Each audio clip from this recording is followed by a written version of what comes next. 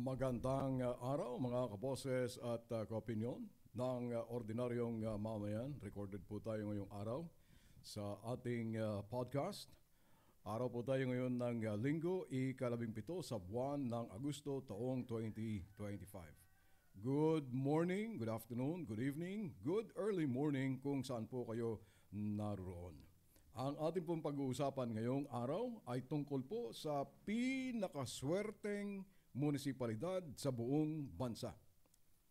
Siguro, munisipalidad kasi pag sinabi po nating city, ang pinakaswerteng city po naman ay ang lungsod ng Davao in terms of pondo na galing po naman sa pork barrel funds. If you will remember na itong Davao City ay sa panahon ng panunungkulan ni Pulong Duterte ay nakatanggap po siya ng humigit kumulang isang 52 billion pesos. Pero itong pag-uusapan po natin ay ang bayan ng Nauhan, is that Nauhan or Naujan? Oriental Mindoro. Ayan po ang ating pag-uusapan at paano po natin at bakit po natin nasabi na yan po ang pinakamaswerteng bayan sa buong bansa.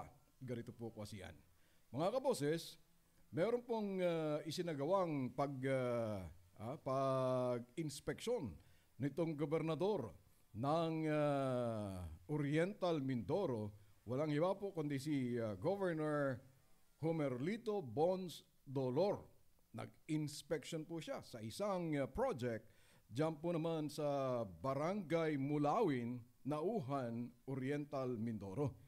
At ganito po ang nangyari. Ipapakita ko po sa inyo nang sa ganon ay malaman po natin kung ano po yung ating pag-usapan. So ayan po, lalakyan po natin nang sa ganon ay makita po ninyo. At ayan po ang pag-i-inspeksyon. Lagyan po natin at i-play po natin ang video nang sa ganon ay malaman po ninyo.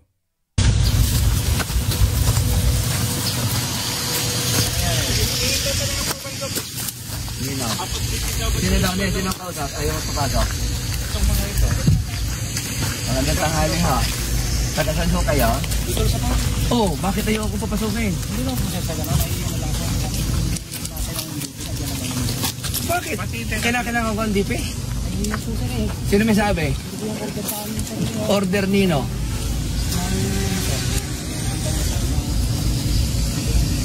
Kahit gobernador ng Mindoro, hindi pwede pumasok? Basta ko doon po sa amin sir eh. Wala naman po nagagawa sir. Sinong kumpanya ninyo? Diyos po namin sir.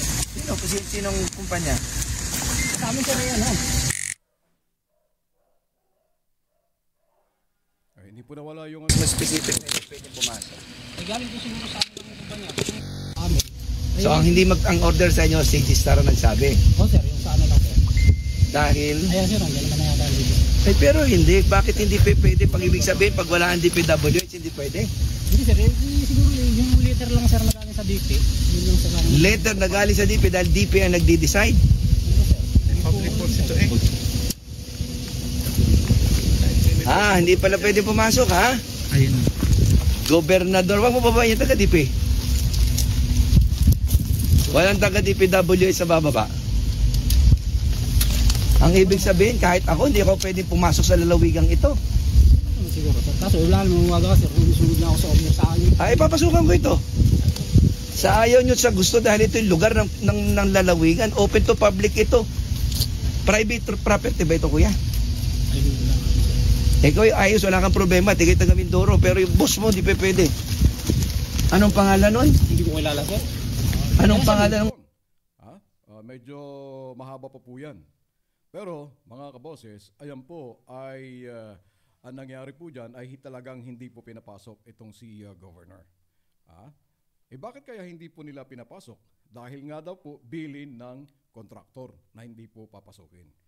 Ngayon, tignan po natin itong mga project dyan po naman sa Nauhan, Oriental, Mindoro. Punta po tayo ngayon dito po sa website ng ating Pangulo, yung isumbong mo sa Pangulo. Ito po ang ating nakikita po dyan. At pag titignan po natin, Nauhan, Oriental, Mindoro, napakarami po ang Napakarami po ang proyekto mula po noong 2022, completed 2022 hanggang 2025. Paano po naging maswerte po ito? Tignan po ninyo. Etong Silver Wolves Construction Corporation, nakakuha po siya ng 2 project. Ito po yung sinasabi po natin. River construction of dike along Dulangan River, Evangelista section, Nauhan, Oriental, Mindoro. Ito naman, Dulangan River, Paitan section, Nauhan, Oriental, Mindoro. Magkaiba pang location, pero tignan po ninyo, ang amount magkapareho halos. Hundreds lang po ang pagitan, pero yung completion date, pareho po yan. Pag titignan po natin naman sa Google Maps, yung Nauhan, eto po. Yan ang Nauhan. Ang kanilang populasyon ay 109,587 at the 2020 census. Yan po ang bayan na sinasabi po natin. Ngayon, balikan po natin ito. So, etong mga projects na to na ang lalaki, mga kaboses. Ito, Raymond Builders, 247,496. Pagkatapos, ito po, Elite General Contractor and Development Corporation, 247,496. Halos pareho ang amount, ang contract price. Pero magkaiba pong barangay. Barangay Tagumpay yung isa naman ay Barangay Santo Niño. Ito na nga po yung sinasabi ng ating Pangulo na what is the possibility na ang 2 proyekto na magkaiba ang lokasyon ay pareho ang amount, pareho ang construction completion, pero magkaiba po ang lokasyon. Yan na nga po ba ang sinasabi po natin na kung saan ito'y napakalaking problema talaga ng ating Pangulo. Napakalaking problema po talaga ito, mga kaboses. Now, bakit po napakaswerte itong bayan na to? Napakaswerte po yan dahil dito po sa ipinakita po natin na projects, dito po naman sa Nauhan, yan, itong mga projects na yan, ay suma total po niyan, mga kaboses, 3 taon.